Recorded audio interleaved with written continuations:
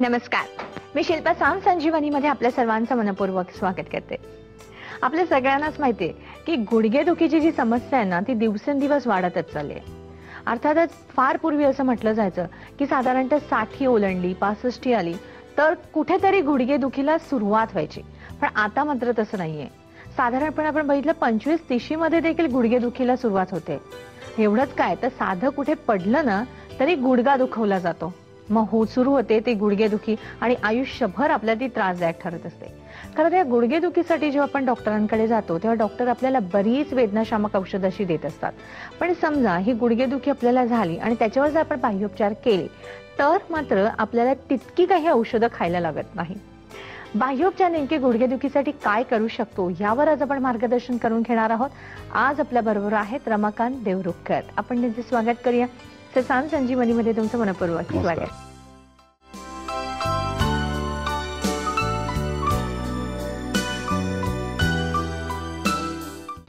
गुडघा कसा आहे की गुडघा हा दोन सांध्यांनी बनलेला आहे. एक मांडीचं हाड आणि एक मांडीच्या खालील हाड.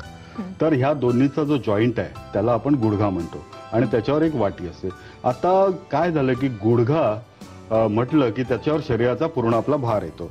आता गुडघ्याची जर रचना आपण पाहिली तर आपल्याला इथे दिसेल की हा बघा इथे जो तुम्हाला दिसतोय की इथे हे कार्टिलेज हे अख्खं घासलं गेलेलं एक आर्थरायटिस नी जॉईंट दिसतोय तुम्हाला. आणि मग त्यामुळे मग इतकं ती पेन सायकल सुरू होते ना आणि मग आपल्याला असह्य वेदना होत असतात आपल्या गुडघ्यांमध्ये.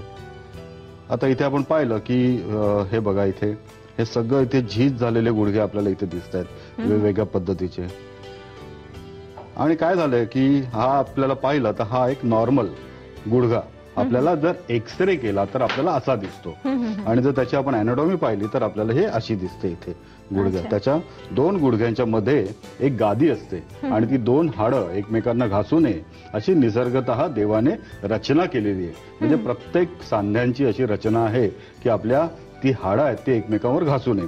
आणि जेव्हा ही हाडं घासायला लागतात किंवा त्याच्यात डिजनरेशन सुरू होतं त्यात सूज येते तेव्हा आपण म्हणतो की आपल्या गुडघ्यांना त्रास व्हायला सुरुवात झालेली आहे. मग हळूहळू आपण दुर्लक्ष केलं की त्याचं तीव्र स्वरूपात किंवा कष्टसाध्य स्वरूपात आपल्याला रूपांतर होतं आणि मग आपल्याला सल्ला दिला जातो की ऑपरेशन्स करून घ्या. म्हणजे आपलं सगळं शरीराचा भार आपला पायच पेलवत असतात.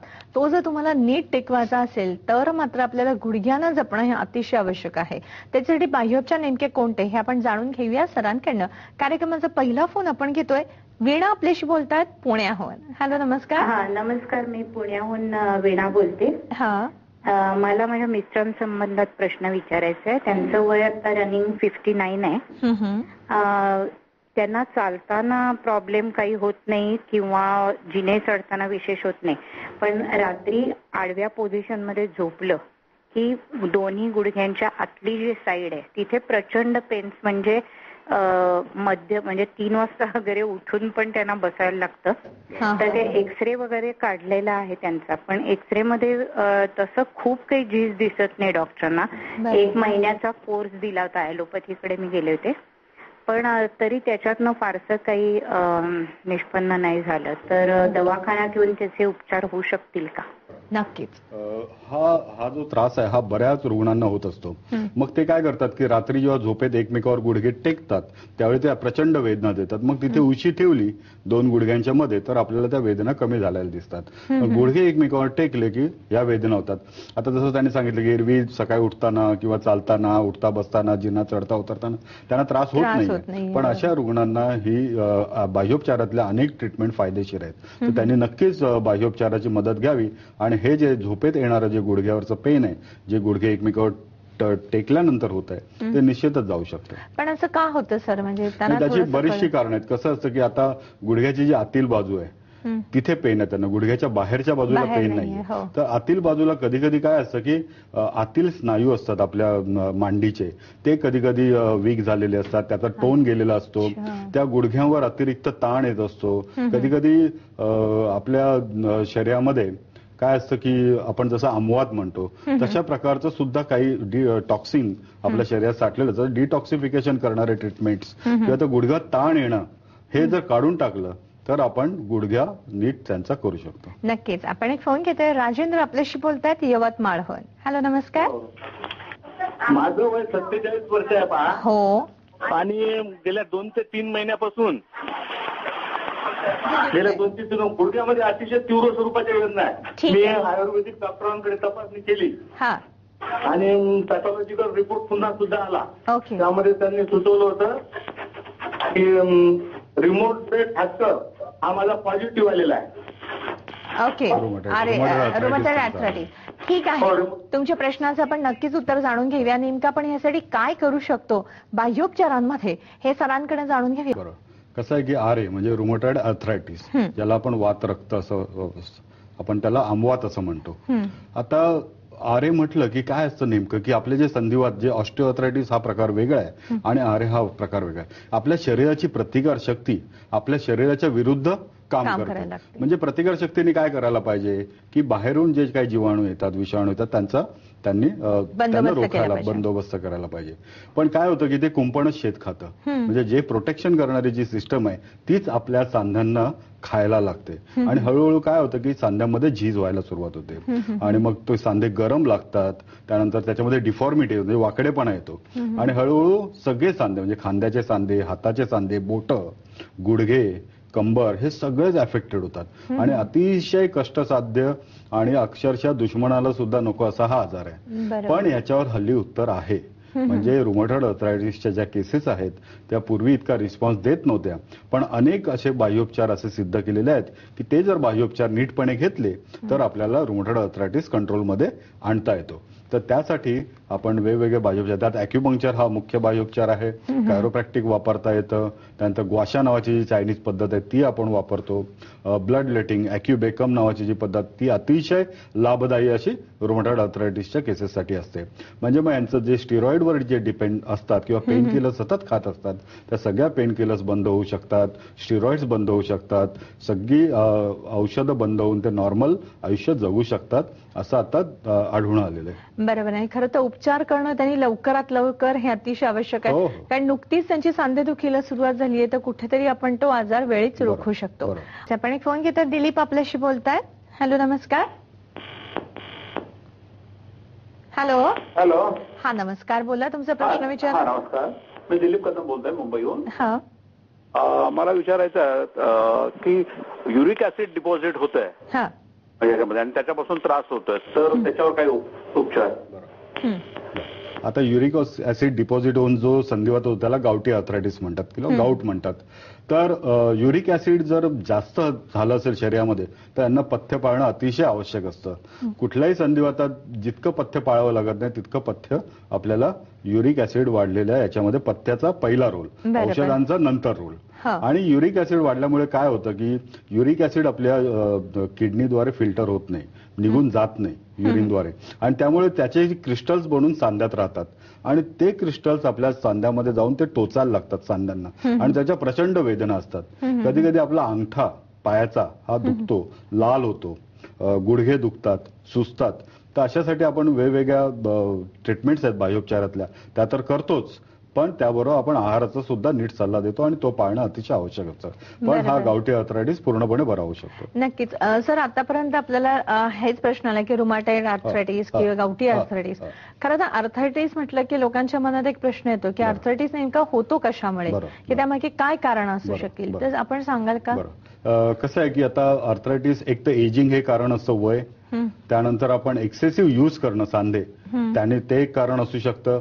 त्यानंतर आपलं कॅल्शियमची कमतरता, व्हिटॅमिन D3 ची कमतरता, जे उन्हामध्ये जात नाहीत लोक, सांध्यांना आपल्या शरीराला ऊन मिळत नाही, सूर्यकिरण मिळत नाही, त्याने सुद्धा आपल्याला व्हिटॅमिन D कमी मिळतं. आणि त्यानंतर तुमचं अनेक कारणं अशी आहेत की स्पोर्ट्स इंजुरी, ट्रोमा किंवा आपल्या कामाची सतत बसून राहणं हे सुद्धा एक हेच कारण असू शकतं. बैठं काम करणारे लोक, मांडी घालून सतत बसून राहणं आणि दुसरं चालण्याचा व्यायाम नाही, कुठलाही व्यायाम नाही आणि मांडी घालून बसून राहणं याने सुद्धा गुडघेदुखी होऊ शकते. स्त्रियांमध्ये कपडे धुत बसणं सतत याने सुद्धा गुडघ्यावर अतिशय ताण येऊ शकतो. वस्तू नीट न उचलणं, वाकून वस्तू उचलणं याने कमरेतनं गुडघेदुखी होऊ शकते. म्हणजे गुडघ्यावर डायरेक्ट अतिरिक्त ताण येऊन सुद्धा गुडघेदुखी होऊ शकते. कमरेतून निर्माण होणारी सुद्धा गुडघेदुखी असते. म्हणजे कंबरदुखी पासून गुडघ्यापर्यंत वेदना होऊन त्याने सुद्धा गुडघेदुखी होऊ शकते. तर गुडघेदुखीची अनेक कारण आहेत.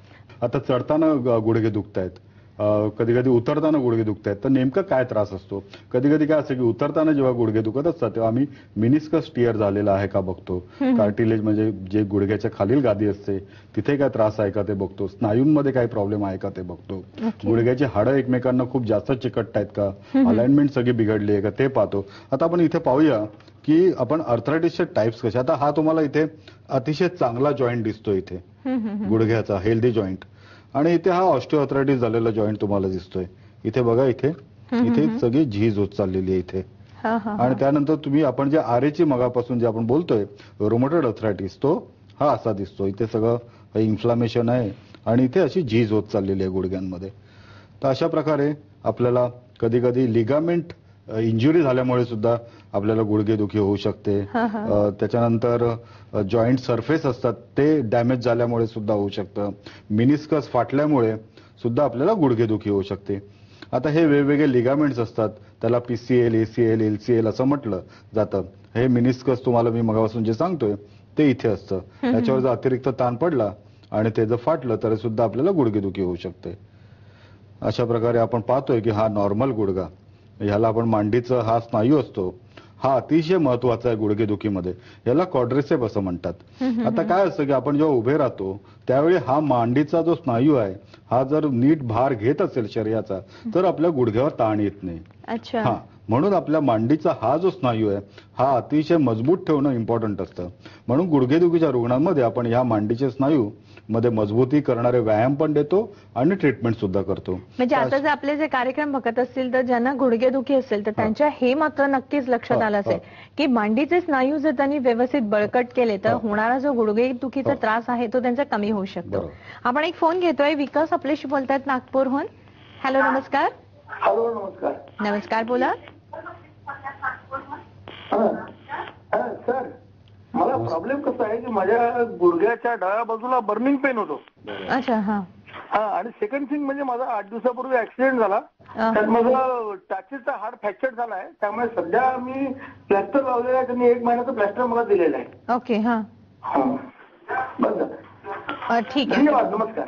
ठीक आहे. म्हणजे प्लास्टर तुमचं आहे आणि तुम्हाला बर्निंग सेन्सेशन पण होतंय. ह्या दोन्ही प्रश्नांची आपण नक्कीच उत्तरं जाणून घेऊया.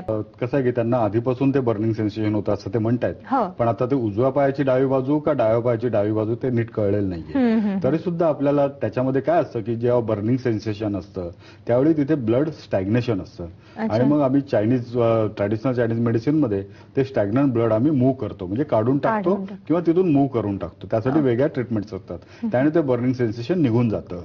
आणि म्हणजे रुमॅटॉइड अर्थरायटिसच्या बर्निंग सेन्सेशन मध्ये किंवा बर्निंग पेन मध्ये सुद्धा त्याच ट्रीटमेंट केल्या जातात. आणि त्यांनी आता प्लॅस्टर मध्ये पाय आहे तर त्यांनी रेस्ट घेणं अतिशय आवश्यक आहे.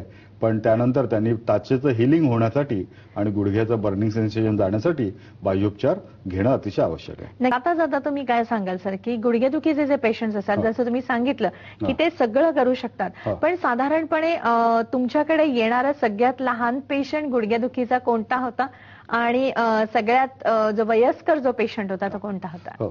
सगळ्यात लहान गुडघेदुखीचा रुग्ण माझ्याकडे 12 वर्षाचा आणि सगळ्यात वयस्कर 90 वर्षाचा पेशंट. आणि ह्या दोन्ही प्रकारच्या दोन्ही म्हणजे तो लहान मुलामधला आणि वयोवृद्ध 90च्या वयातले सुद्धा रुग्ण गुडघेदुखीचे पूर्णपणे बरे झालेले आपल्याला दिसून आलेले आहेत बाह्योपचाराने. त्यामुळे कुठल्याही वयातली गुडघेदुखी असली तरी सुद्धा निराश होऊ नका, त्याच्यावर सततचे उपचार करा.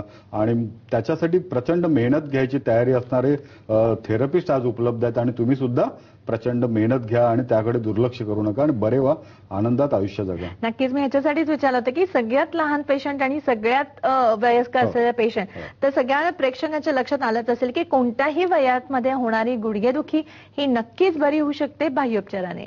आज आपण इथेच थांबत आहोत. पुन्हा आपण भेटणार आहोत साम संजीवनीमध्ये एका नवीन विषयासह. तोपर्यंत नमस्कार.